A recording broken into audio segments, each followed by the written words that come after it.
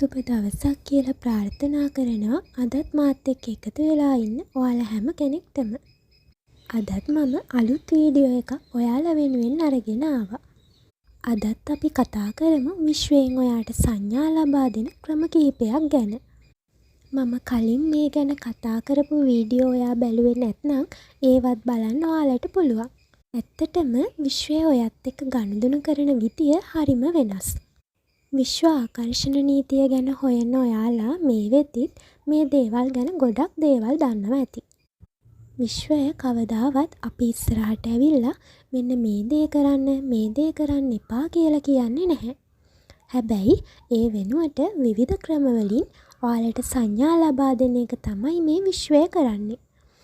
111 222 මෙන්න මේ වගේ රිපීට් වෙච්ච අංක රටාවලින්, ඒ කියන්නේ ඒන්ජල් නම්බර්ස් වලින්, එහෙම නැත්නම් සමනලුන්, තනකොළ පෙත්තන්, බත් කූරන් වැනි විවිධ සතුන්, ඒ කියන්නේ ස්පිරිචුවල් ඇනිමල්ස්ලා හරහා ඔයාලට විශ්වීය සංඥා ලැබෙනවා කියන දේ මම කලිනුත් කතා කරලා තියෙනවා.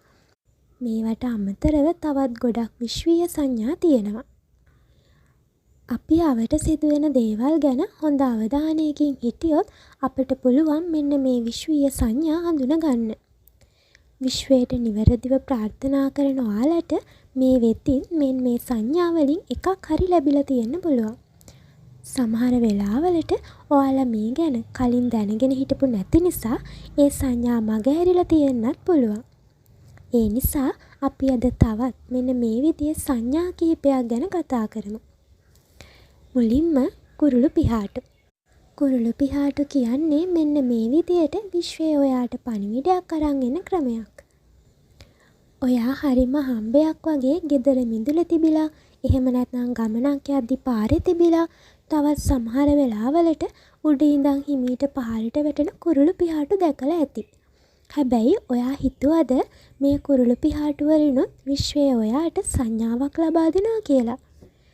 ඔයා එක පාට කුරුළු පිහාටු අහම්බෙන් වගේ දකිනවනම්, නිතර ඒවා දකින්න ලැබෙනවනම් ඔයා විශ්වයට කරපු ලස්සන ප්‍රාර්ථනාවක් ගැන ලොකු විශ්වාසයකින් ඉන්න ඕන.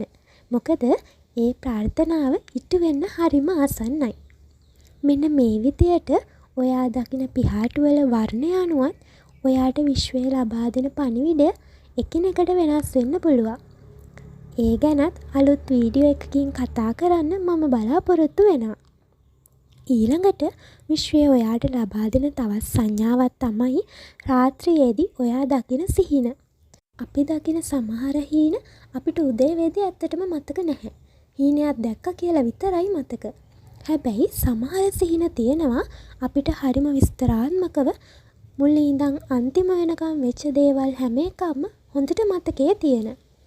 මෙන්න මේ විදිහේ සිහිනවල හංගල විශ්වය ඔයාට පණිවිඩ අරන් එන්න උත්සාහ කරනවා. ඒ නිසා ඔයාලත් ඔයා දකින හීන ගැන පොඩ්ඩක් හිතලා බලන්න පුරුදු වෙන්න. ඔයා ඉදිරියට ගන්න ඕන තීරණ ගැන පවා ඉඟි ඔයාට ලබා දෙන්න සිහින හරහා විශ්වයට පුළුවන්. ඔයාට පුළුවන් ඔයා දකින සිහින ගැන, ඒ වගේ තේරුම් ගැන හොයලා බලන්න. මේ සිහින ගැන හොයලා දැනගන්න පුළුවන් ගොඩක් මූලාශ්‍ර මේ වෙද්දිත් තියෙනවානේ. අද මම කතා කරන්න හිතපු අන්තිම විශ්වීය සංඥාව තමයි තරු. ඔයා මේ දවස්වල රෑ අහස දිහා බලන වෙලාවට එක පාරටම වගේ ඔයාගේ ඇහැ ගැටෙන ලොකු තාරකාවක් දැක්කද කියලා පොඩ්ඩක් හිතලා බලන්නකෝ. මෙන්න මේ විදිහේ විශාල පැහැදිලි අහසේ බබලන තාරකාවක් ඔයා දකින්නේ විශ්වීය සංඥාවක් විදියට වෙන්නත් පුළුවන්. මේ වෙද්දිත් මේ විදිහේ විශ්වීය සංඥා ඔයාට ලැබෙනවනම් ඔයා හරිම වාසනාවන්ත කෙනෙක්. ඔයාගේ ප්‍රාර්ථනා ඉටු වෙන්න හරිම ආසන්නයි. මේ සංඥා තාම ඔයාට ලැබුණේ නැහැ කියලා දුක් වෙන්නත් එපා. ඔයා හරිම විදියට විශ්වයට ප්‍රාර්ථනාව කරා නම් හරිම ඉක්මනින් ඔයාට මේ විදිහේ සංඥා දකින්න ලැබේවි. එහෙනම් විශ්වාසයෙන් ධනාත්මකව ඉන්න. ඔයාගේ ලස්සන අවංක ප්‍රාර්ථනා හැම එකක්ම හරිම ඉක්මනින් ඉටු වෙන්න කියලා මම හදවතින්ම සුබ ප්‍රාර්ථනා කරනවා. අද වීඩියෝ එකටත් ඔයාලා කැමති නම් ලයික් එකක් දාන්න. Abundance of Blessings මගේ YouTube channel එක subscribe කරලා දිගටම මාත් එක්ක එකතු වෙලා ඉන්න කියලාත් ඔයාලට ආරාධනාවක් කරනවා.